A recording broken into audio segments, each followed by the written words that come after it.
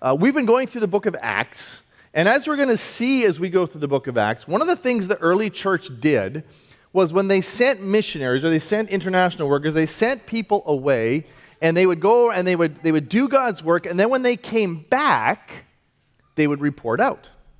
Well, 2 years ago, we sent out our own Isaiah Sutton, who has spent the last 2 years on a cruise ship. No, I know it's not a cruise ship. I'm just kidding, Isaiah.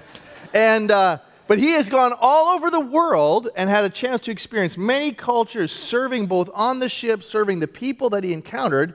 And he's back and he's heading off to college in the fall. So we have this little window where he can tell us how it went, because you guys have supported him financially and in prayer. And so we want to hear from him. So come on up, Isaiah. So I asked him to come. He actually asked if he could come. I said, absolutely. We want to hear what it is that God's been doing. And so he's going to take the next few minutes to kind of walk us through how God has impacted him and what he's done. And here's the clicker. Hopefully it works for you. All right? Thank you. It's all on you. I'm going to take this mic stand as well. I wrote some very sloppy notes last night. Well, good morning, everybody. I am very happy to be here. Give me a second. For those of you who don't know me, my name is Isaiah Sutton. I have been a part of this church for a while, attending the Awana program as a kid. My dad used to be the pastor, and up until I left, attending the youth as well. And I would also like to make an announcement of my own. So normally on the ship, if we have an event and people come in, this is the announcement that we make. Hello, everybody. Welcome. We're happy to have you here. My name is Isaiah. I've been serving on the Logos Hope for 2 years. And, of course, we are on a ship. So if you hear any alarms, if you hear any bells, don't worry about it. We have trained crew. They're here to help you. And in case of another emergency, the bathrooms are in the back. Thank you. Thank you. I have a presentation prepared for you. It is just a lot of pictures, but don't worry, I will talk about them. So maybe we can get that up and I can start talking. There we go, 2 years on the Logos Hope. So you can, these notes are horrible. You can see me there on the right. I've got my little 302 Delaware hat on and my GoPro strap. A bit of a backstory for me, I guess you can call it testimony. I grew up here in Delaware. I lived here for almost 12 years. And for me, I found in the past, Delaware very boring. I didn't want to be here. It's very flat. And I don't like school. And I don't like my job. But of course, my parents are getting on me. Here's your future. You need to have a good job and you need to have a good school. Oh, but I hate my job and I hate school. What am I going to do? And my mom comes to me one day and she says, hey, my friend has a son who worked on Logos Hope. Here's Logos Hope. Here's what it is. And I looked into it. I thought, wow, this is really cool. This is what I want to do. And so after about 5 months of the application process and interviews, I was accepted to join the Logos Hope. And I think this is automatically when God started to open the doors. I talked to Pastor Weldon. I came here and I shared, this is the Logos Hope. I knew very little about it, but that's kind of how it goes. And to serve 1 year on board, I have to pay $11,000 to live on board. Everybody who works on board is a volunteer. Nobody gets paid on board. We have to pay to live on board. And it's definitely not a cruise ship, I can tell you that much. I think the first picture I sent home is me standing between 2 beds like this. That was my bedroom. And so yes, this is the Logos Hope. It is the world's largest floating book fair. And they have a motto. It is sharing knowledge, help, and hope. And we do that in many ways, which I will get into. We have around 400 crew members on board from over 65 different nationalities. This is the crew. And I'm somewhere in this picture. I don't know if there's a laser pointer, but I'm not going to mess with it. I'm somewhere in this picture, but you can see just how many different nationalities this is. And it's such an amazing opportunity. I'm so excited.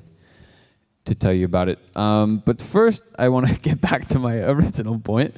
This is when God started to open the doors. And this is really when I think I started to realize just how challenged I was going to be and how much I really didn't know about God and having a relationship with him.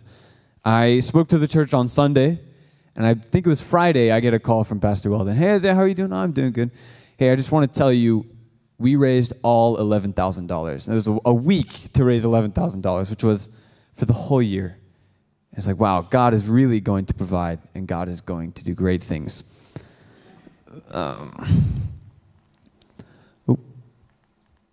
So these are the countries I visited. I joined in Mombasa, Kenya, at the northeast of Africa, and went all the way around Africa. I visited a total of 9 countries in Africa. That's Kenya, Tanzania, Madagascar, Mozambique, South Africa, 5 ports in South Africa, Namibia, Angola, Ghana, and Sierra Leone, which is where I get this shirt from. And then we sailed for 13 days across the Atlantic to the Caribbean, where I went to Barbados. Trinidad and Tobago has the same flag, but it's 2 different islands. So Trinidad and Tobago. St. Lucia, I went there twice. Aruba, Grenada, Curacao, and St. Vincent and the Grenadines. Right now, the ship is in Dominica. It looks very beautiful. And so, yes, new beginnings. Again, I've never lived on a ship before, worked on a ship before. And so joining this organization, OM Ships, was definitely a big leap, but I'm one to take big leaps. I love exciting things like that. OM Ships has the motto of, we want to see vibrant communities of Jesus followers amongst the least reached. And GBA Ships is specifically the ship company, so we can separate ourselves from the missions so that we can get into different countries, but they are the same thing, basically. And I think OM is pretty similar to the Alliance. I was looking on the Alliance's Instagram, and I think you guys have the motto, all of Jesus for all the world, which is very similar to OM Ships. And I think that's such a good mission to have, all of Jesus for all the world, because truly all the world needs it. When I joined on board, I went through 2 weeks of training to learn about the ship, to learn about God, for them to get to know us. And they give you a department. You don't get to choose where you work. They choose where you work. And this one was not on the list of the ones I gave them that I want to work in. But this is the beautiful Angels team. And the Angels are the housekeeping team. We keep the ship clean, scrubbing the walls, scrubbing the toilets, doing all of ship's company's laundry. They do all the laundry. They fold it. They sort it. And this is not a job I can say I particularly enjoyed at some points. This was definitely a challenge, of course. But I think this is where God showed himself the most. They start work every morning at 6:20 a.m. It is very difficult for me to wake up at this time. But I got to see, through working in the Angels, I got to see truly what it looks like to serve others, to put others above yourself.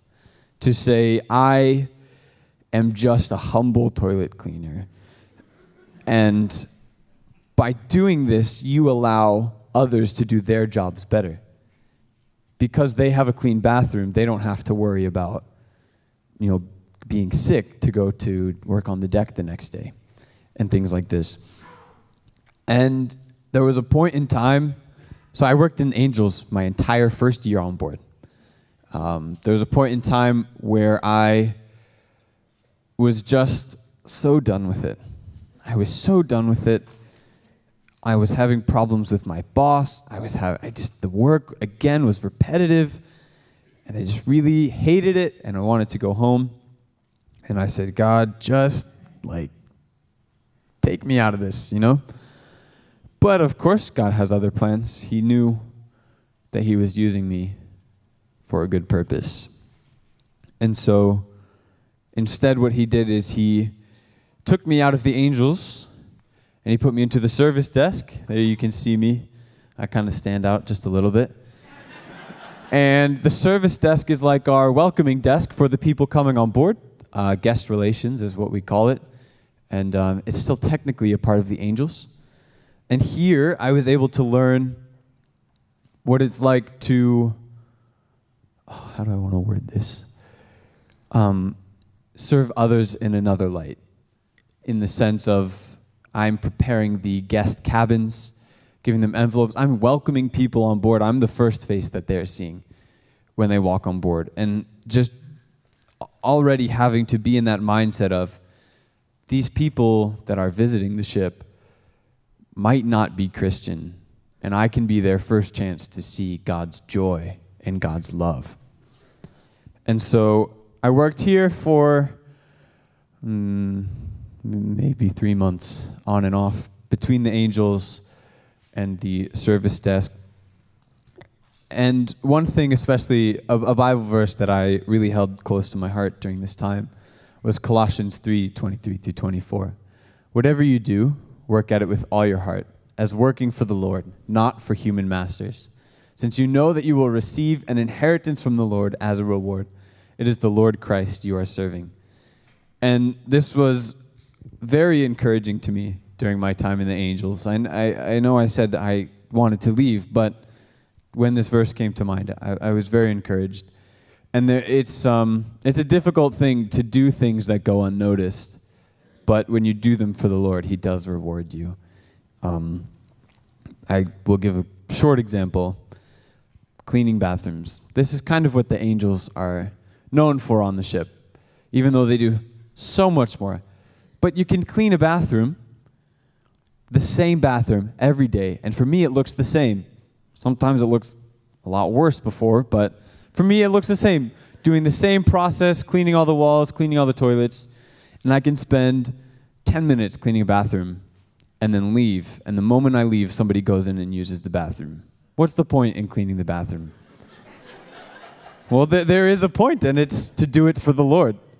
And by doing it for the Lord, I might feel let down that somebody's using it right after me, but I'll stop with the toilet talk in a minute.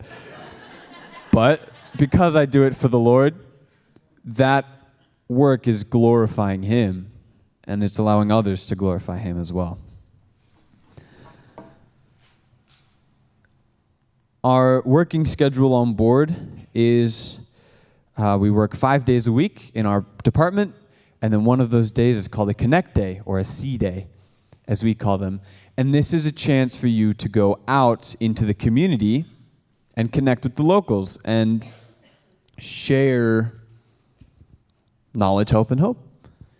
And so some of these pictures here are some of my Connect Days. The top left is an event. This is called The Greatest Treasure, and it's an event we put on to share that ultimately a relationship with God is the greatest treasure, because you will get eternity in heaven. And so I was part of lots of events on board. I'll get to that a few minutes later. The next picture in the top middle is painting. So C Days can look like anything from events to prayer walks to physical labor. So here we are painting a wall for a school. And on the right, it says Oasis Family Welcomes Logos Hope. This was in Namibia, and it was a homeless shelter. South Africa. This is South Africa. There's a homeless shelter. And there I had the opportunity to share my testimony of God taking me out of this, Delaware's not desolate, but like desolate place. Like spiritually and just that's the way I felt. Take me out of this desolate place and bringing me into an environment where I'm closest to Him and being able to encourage the people there at Oasis. We also have Deck 4. So Deck 4 is our book fair. That's our main ministry to reach the locals. That's kind of our into every port. And so here on the bottom left, I am dressing up as our mascot to go say hi to the kids. And Deck 4 is a really unique place because ship's company can just go down there and meet people and pray for them and talk to them. I had a C-Day on deck 4 once where there was a group of young adults who came in, all laughing, having a good time. I had a rope, and I was trying to show them just a fun magic trick to start the conversation. And one of them was a guy from Italy who was living in that island in the Caribbean. And so it was kind of difficult to talk to him, but we ended up having a conversation, and we ended up talking about our faith. And he goes, I believe there is a God, but I don't know which one, because he's very philosophical.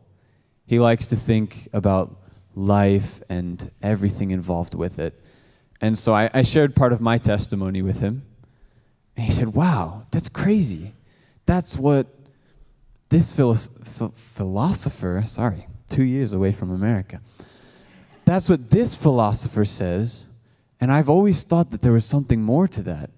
And so I had the opportunity to take him out to dinner and share more of my testimony and say, well, if you want a good book to read, here's the Bible. It's a really awesome, it's 100% truth. And if you have any questions, you can message me about it and things like that. So Deck 4 is an amazing ministry.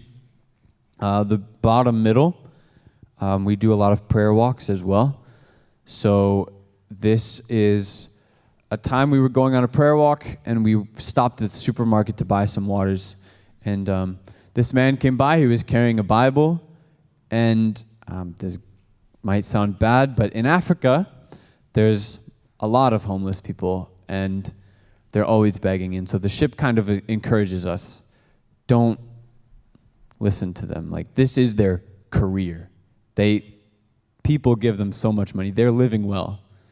And again, it sounds bad, but we didn't always treat them this way. But today I'm at the supermarket, and this man is walking up, and I'm thinking, oh, great. Like, he's going to ask us for money. I'm going to have to give him money, which was not the right heart to have. And we end up talking, and it turns out he is homeless, but he's a Christian. And he's homeless because he had to spend all of his money to give his wife cancer treatment. And they don't have food to eat because he's spending money on cancer treatment. And so again, we just had the opportunity to pray for him, to encourage him, to go in the store and buy him some rice and some oil to cook for his wife and himself.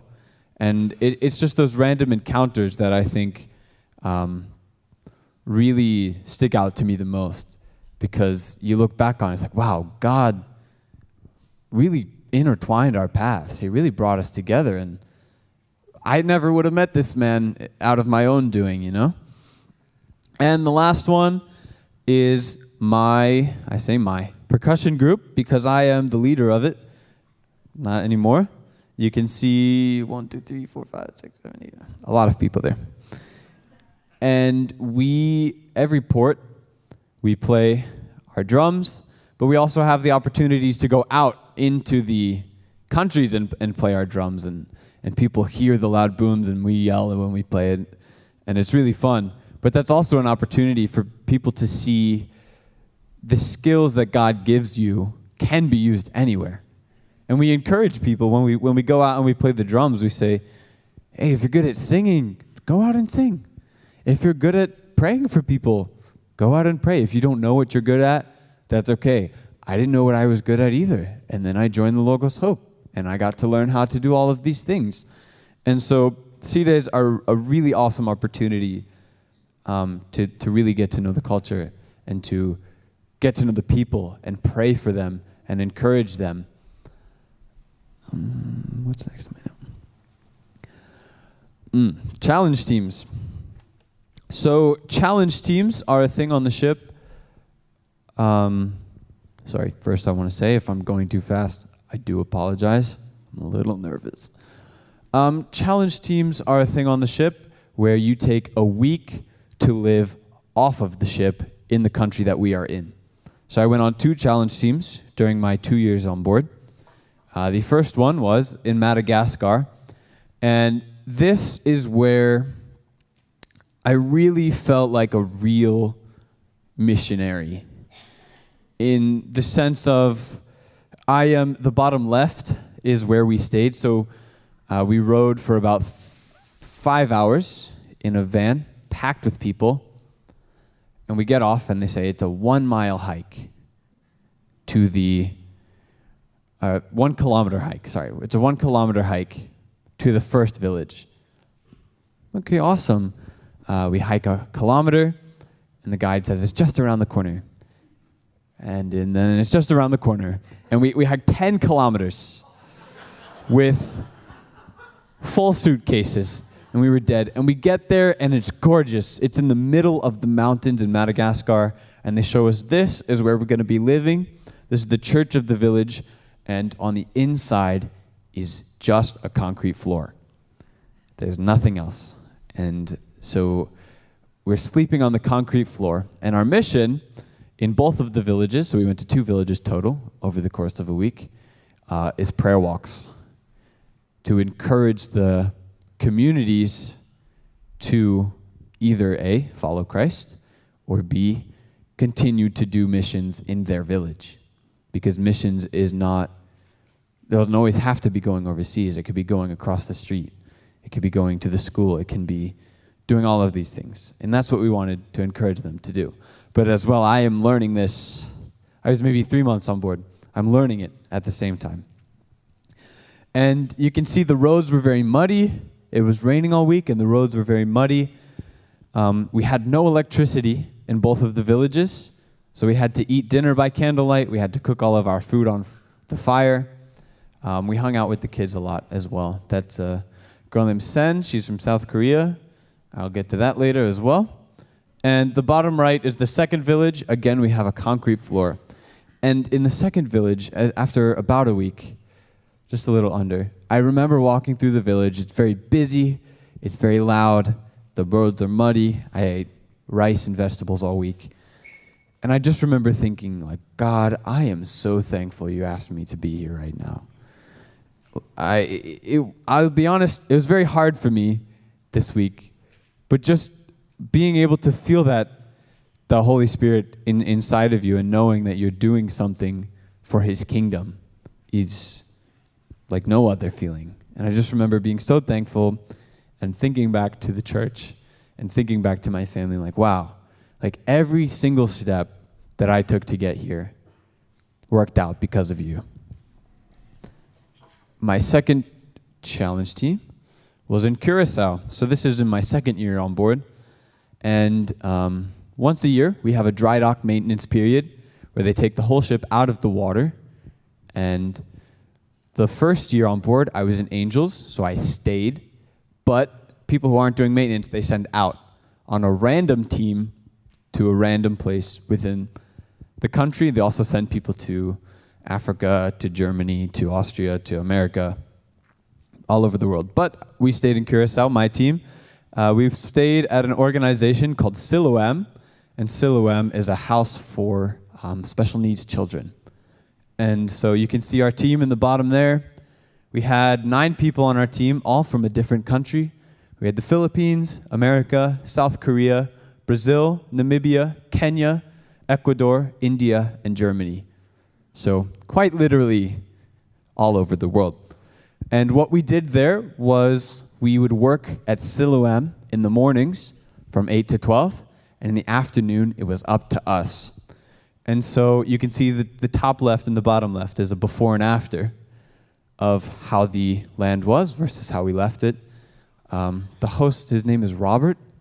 He's a very, very busy man. He's got 5 kids to take care of, as well as keep up this place, because Siloam is also a food kitchen. They give away free food to the homeless in that area. There's a lot of homeless people in this area in Curacao. And so our job was landscaping as well as painting the areas, taking some of the workload off of him in the mornings. And in the afternoons, we go out and we do other things. Lots of prayer walks, lots of more painting at other places. And it was very difficult for me. How do I want to put this? My team made me very angry. It sounds bad. But you go into this mindset for 3 weeks, which is with people you haven't really lived with before. There's no air conditioning. I'm waking up in the morning with bed bug bites. Yeah. And I am also to blame in this, but I'm just going to say they don't plan things well.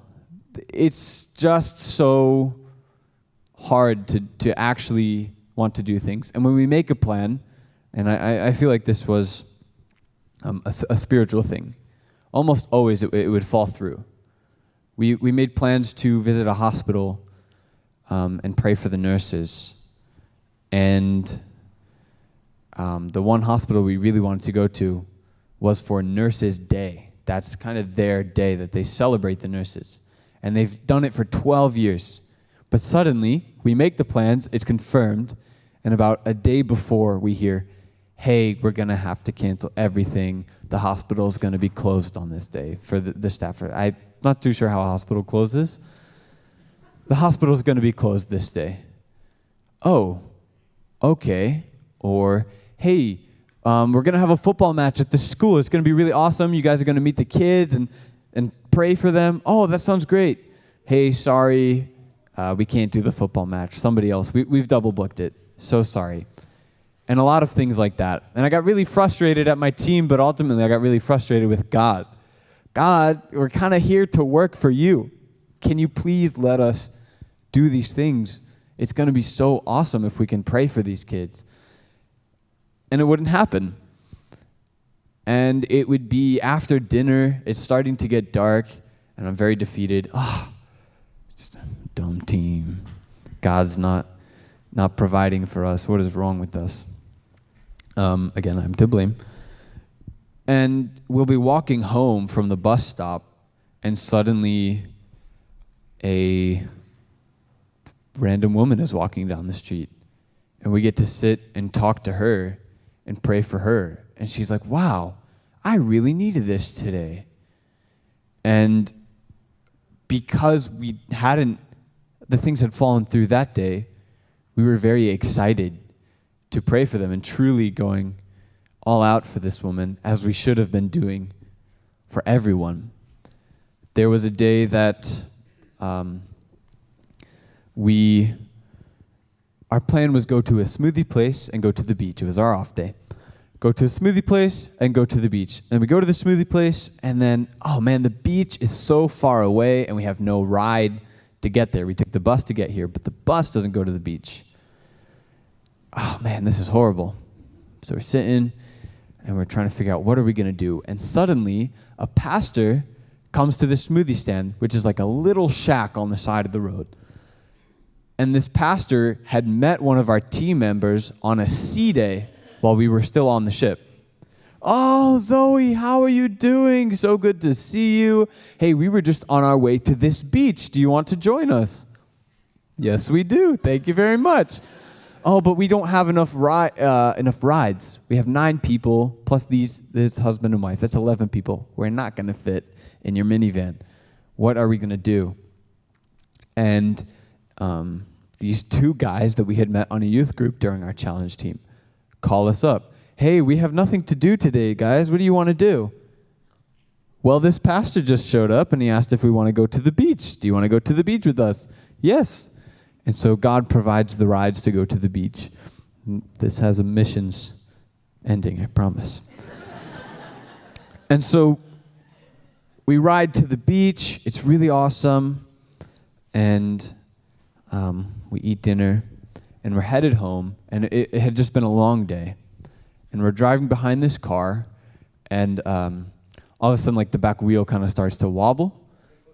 So they pull over, and we pull over behind them because the 2 guys from the youth group are mechanics. That's their job. And so 13 of us pile out of 2 cars and surround these 3 women that were in the car. And the guys are fixing the tires, and we're talking to them, and they're really awesome. They're really fun. And we're like, no way, I'm from America. I'm from the Philippines. And talking to them, and they were like, wow, like, one of the girls turns to her friend. She goes, I told you God would provide somebody. And the girl was leaving the next day to go back to the Netherlands, where she's from. And the other girl was struggling with some family things. And because of not because of our poor planning, because of God's timing, we were able to get out and encourage them, hey, you're going to do awesome when you go home. And you know what? God's going to be with you the whole time. He holds you in his hands.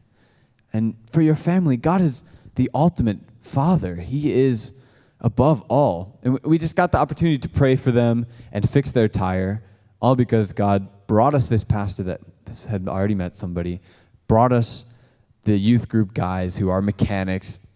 And it was truly, again, I remember thinking, wow, thank you so much, God, for letting me be a part of this. There's plenty of stories that I could share. I'm more than happy to share them after service if you want to come and talk to me. My next department on board was the PD department, which stands for People Development. This is our PD team on the bow of the ship. I do just want to say my favorite part of ship things is sailing. The infinite horizon and just looking up at the stars, seeing God's creation is really, really awesome. This is our PD team. I'm almost all the way on the right. And my job was community events coordinator. So this is an office job. And I've not worked in an office job before. And at the end of my first year, I was really like, should I extend? Should I just go home? But I don't know what I'm going to do if I go home. And so I said to God, you know what, God? You brought me here. You've provided for me for 1 year. I'm just going to give this year to you. And my extension got accepted, and I got this new department. And so during my time in PD, I was really saying, you know what, God? I don't know how to do this, but I trust that you're going to provide. And so as part of the community events coordinator, one of my jobs, my main job every week, is to coordinate the Sunday service. Find the preacher. We have a different preacher every week because of so many Christians from different nationalities on board. We have a different preacher every week. Sometimes it's from on shore. So finding the preacher, we have ship families, which is married couples kind of adopt some of the ship's crew. We have dinner once a week with them. Finding the ship families to take care of the Sunday service and things like that. Here I am. I did go bald on the ship. Coordinating AV for one of the events. But Sunday service was an interesting one because now I had to truly focus on the service and seeing the behind the scenes of everything that works, and then seeing the outcome and seeing the people in the audience worshiping and listening to the sermon was really encouraging. And to see that, there's, again, because I'm doing this for God, God is shining. God is truly showing through. I was also in charge of some of the special events on board. So this is very recent. This is from what we call the Log-Oscars, which is our little film festival on board. And people submit a short film, and everybody, all of Ship's Company, all 400 of them, come and sit at the Hope Theater, and we watch the films and we give out awards. And the special events are interesting because everybody goes, and I have to plan an event for 400 people. And in this job, I've really learned lots of, again, how to plan events, how to work in a team. And it was very difficult for me at times because I had to rely on other people. And people are people. They fall through and they upset you.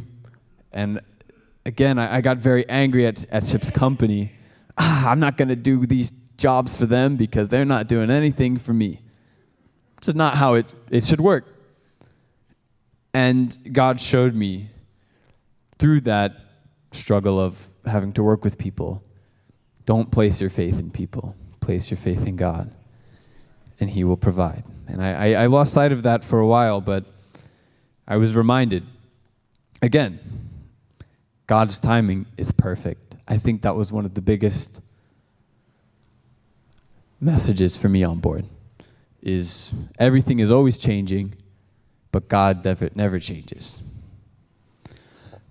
I'm going to warn you, this next picture is a little scary.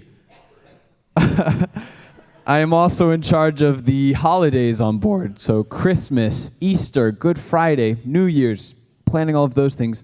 The Christmas decoration, the Easter, we do a sunrise service on Easter.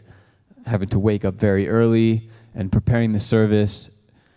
These are really special times because you really get to see, during Christmas, every Advent Sunday, different cultures are in charge of it. So we do an Asian Advent, we do a Western, we do a African, we do a European.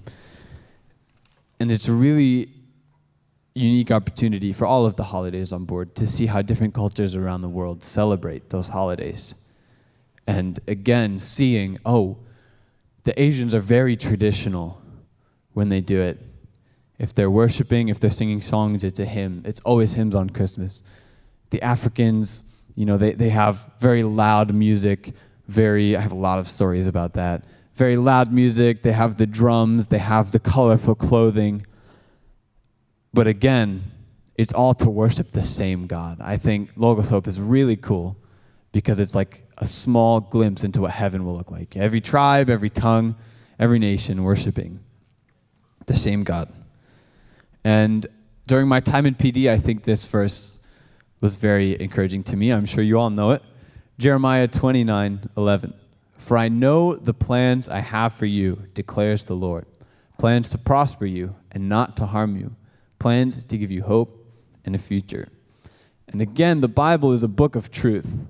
And so I can't sit there and say, God is doing these bad things to me, so I'll learn my lesson. Of course, that's true in a sense, but He's not doing it to harm me. He's not saying, I'm doing this to punish you. He's doing it so that I can prosper in the future. I can gain these experiences with people and with just having to gain organizational skills for the events and computer skills and things like this. There's a lot of other things that happen on board. Worship nights on shore for the locals. This picture especially I really like. I'm really glad they captured it because this is when I was going through that, I don't know what to do. It's my first year is ending. I don't really have a plan. And this night, we had set up a big tent with a bunch of instruments and an amazing band underneath. And as they were playing, it was pouring rain. Pouring rain. It was horrible. And like the ground's so muddy, and the wind is whipping and whipping and whipping. And for a while, the wind and the rain had stopped. And I was like, awesome. The wind has stopped. And we're worshiping, and I'm just having fun. I'm having a good time. But I would encourage you all to do this as well. So you try to understand the lyrics of the worship song that you're singing, you know? And when I started to do that, the band started to sing, Let It Rain. Do you know this song? Let it rain, open the floodgates of heaven. And suddenly, it starts to pour down rain, and the wind is whipping everywhere. But for me, and this is me singing that song, for me, it was the Holy Spirit like moving and God truly showing us His power and saying, I am the Lord. I am the one who makes the rain. And it was just a reminder, like, I'm with you. You don't have to question what I'm doing. Just know that I'm here with you right now. I'm almost finished. As well, this is me and the Angels and the Dry Dock team. Dry dock was interesting because we do a lot harder work. It's truly like taking a toothpick and scrubbing the dirt out of the laundry machines and everything like that. And dry dock was really awesome because it's a smaller team as well. And I was able to get to know people and to see how God works in other people's lives. Because instead of doing our regular list, going all over the place, it's me and it's Russell, and we're scrubbing the walls in the hallway for an hour so that we can make them very white. And getting to see, his testimony is different, her testimony is different. His testimony is the same as mine, but some of his spiritual beliefs might be just a little different. And having that opportunity to see God uses people of every kind for his mission, and that we can all be a part of it. I went through a week-long course of safety training on board. I earned a lot of certificates for it. I was able to see in this time, just that God keeps us safe. As well, I took a week-long leadership course on board. So this was an interesting time for me because I had a few problems with my boss in PD. He's from the Netherlands, and the way he thinks is very different from the way I think. And it's very hard for me to say, he's made this decision. I need to just respect it, whether I disagree with it or not. And he said, you know what? I think you should take BLT, which is the leadership course. I'm like, fine, I'll sit for a week and I'll listen.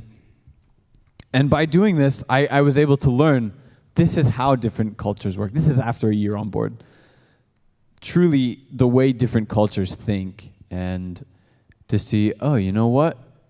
God gave my boss these leadership qualities for a reason. He's put him in this position for a reason. He's put me here for a reason. If Ron says it, maybe I raise my voice a little bit, but if he says it again, just got to listen and do what I'm doing for his glory. As well as I shared, I'm the leader of the percussion group. The top left picture is a picture from our arrivals. Again, just dancing, everybody's outside with their flags, letting the country know the Logos Hope is here, playing for all the events, for the people coming on board. And the middle picture is in Cape Town. This is an example of when we went outside to play for people, and we got to show them. Like, I always pray with the percussion group before we go out. Say, God, let our voices, again, we yell quite a bit, let our voices glorify you. Because he's the one who put the breath in our lungs. He's the one who gave us the ability to sit here and play these drums for people. It might just look like we're banging the drums and having fun, which we are, but again, it's for God to say, God brought us here. He gave us this breath in our lungs. As well, being able to see his beautiful creation, I think, was my favorite part. The sunsets during sailing, the mountains, the oceans, the deserts, the jungles. It's truly, I think this is where I feel closest to God, is looking at the creation thinking, wow, the waves work with the cliffs, and the cliffs work with the jungle, and the everything, down to the atom grows all the way up into this. And it's just so, how could this happen without a God? How could we have this beautiful sunset without a God? I don't know if you can see the sunset picture with the cross on it. This is during Challenge Team in Curacao. We prepared to hike to a place called Blue Room. It's a cave that's underwater. But when the tide is low, you can swim in the cave. And we go, and this girl from Ecuador named Marina, she's 18. She goes, I know how to get there. She did not know how to get there. We were prepared to take the bus and then hike 15 minutes to get there. We missed the bus, and we're like, okay, it's an hour hike there. We waited for an hour at the bus stop for the next bus to come, and the bus didn't come. Like, all right, it's hot. We already drank all of our water from sitting at the bus stop. She goes, no, don't worry. I know a shortcut to get there. So we go in the woods, and we hike. At the bottom right, actually, is the picture of our hike through the desert for 2 hours with no water in flip-flops and swimsuits. And we get to Blue Room, and it's not a sandy beach. It is a cliff with jagged rocks that you have to climb down. And finally, we get in the water. It's cold, but there's jellyfish in the water, and they are stinging us. And it's like, oh, God, why? Please, don't do this to us. And finally, we found enough signal to call someone who had been there before. And they're like, okay, this is how you get out to the next beach. So we hike for 20 minutes. And when we come out of the woods, this is the first thing we see. And we're like, wow, great, God. Thanks for showing us you're here. We don't have any water. But we walk out, and then we see this, and we turn right. And there's a bar. It's closing. The owner is locking the door. We say, hey, do you have any water? He's like, yes, of course. And he gives us water. And then we go, and it's a 15-minute walk to the next bus stop, and the bus comes in 10 minutes. I'm like, oh my gosh. So we're running down the road, and a car drives right past us, and then it stops, and it rides back to us. Hey, do you guys need a ride home? Yes, thank you, God. You're so amazing. And this was not a Christian woman. We had the opportunity to sit and pray for her. And again, that's another example of God showing us where he is and everything that he does. And, of course, meeting the beautiful people of God's earth. Just not only the people on board from so many nationalities, but being able to, like the bottom left picture, being able to give a tour to people from the country, getting to know them. What is their life like? Being able to pray and talk to them. The middle picture at the bottom is the Awana Club in Aruba. Being able to see those kids and seeing that, these adults and these kids are also worshiping the Lord and having a great time with them. The bottom right as well is on a radio show. Had the opportunity to talk there. Sorry, guys, I really have to use the bathroom. It's okay. This is the end. Ultimately, my time on board, I learned two things. My worldview has truly changed. Seeing that God creates each and every one of us for his purpose, and getting to learn about the people of the world, and that God truly wants everybody, like reaching the least reached, all of Jesus for all the world. Everybody to know who he is, and everybody deserves his godly, unfailing love. And the second one is growing in my relationship with God. As a father, I would say especially, showing that his timing is perfect. He knows what is good, and he wants to help us grow. And he's there not only to help us grow, but he will watch us grow as well, as a good father does. And so what is my next steps? I will be going to Cedarville University in the fall. This is where my dad works. This is where my sister goes. This is where my family lives. Joining the ship, I never wanted to go to school again. But while I was working in PD, I just felt God telling me, like, this is where I want you to go. I'll be studying digital media and film. I really believe that the people of the world deserve to know about the people of the world. And I want to use social media as my media for that. And so that's about it. I'll be there for 4 years. My prayer requests, readjusting back into America. I got here a week ago. Serving 2 years on board with different cultures, and just got to get used to being back here. I pray that school goes well, being with my family as well.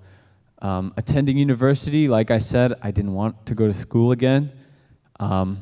It's difficult for me to focus, I'm sure you could tell, on one thing at a time. And just pray that I want to go to university. I do. And I'm excited to go, but I'm very worried that I won't study well because it's not something I've been good at before. So that's another prayer. And my last one, I met a girl on board. Her name is Seun Kim. She's from South Korea. The ship has a whole bunch of rules about dating. I waited a year, so we're all good on that. But her name is Seun Kim from South Korea. She's actually coming back to the U.S. in September. She's still on the ship, but of course, being so far away, different countries, different people, you never know what's going to happen. So just pray for God's wisdom in that and for answers to prayer. And last but not least, thank you to all of you. Truly, if I haven't met you, but you have prayed for me, if you gave money to support me, I'm genuinely so thankful for it. All of the prayers were really felt. And your money, I promise, did not go to waste. I am really, truly thankful for all of you. Again, if you want to talk to me after service, I'm more than happy to talk and to share more. Or even if you want to send me a text, that is all from me. Thank you guys so much for all of your support.